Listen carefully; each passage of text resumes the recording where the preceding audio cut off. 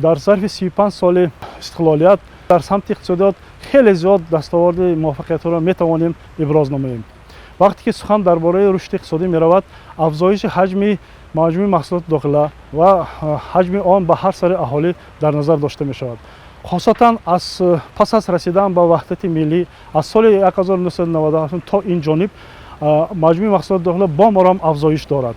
аз соли 97 то ҳоло суръати рушди иқтисодӣ 7.5% зиёд аст.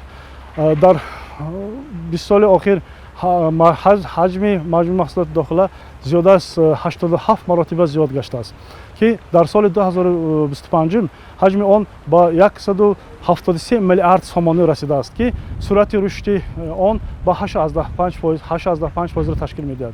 дар натиҷа ин маҷмӯи маҳсулоти дохила ба ҳар сари аҳолӣ низ афзоиш дорад. соли 2025 маҷмӯи маҳсулоти ба ҳар сари аҳолӣ 16400 сомонро ташкил кардааст, ки хеле натиҷаи назар аст. дуюм, боз гуфтан мумкин аст ки ин афзоиши бомароми даромади бюҷети давлатӣ.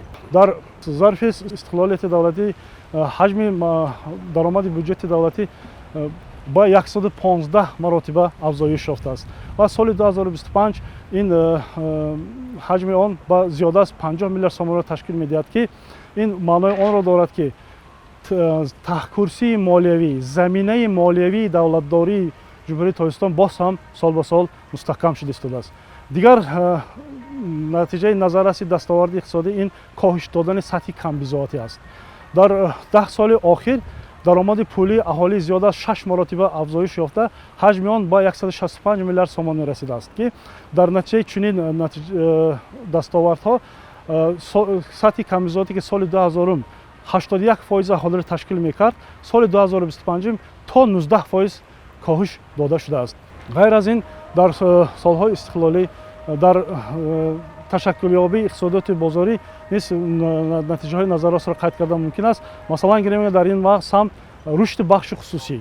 ҳоло ба ҳамаға маълум аст, ки зиёда аз 70% маҷмӯи маҳсулоти дохилро бахши хусусӣ медиҳад.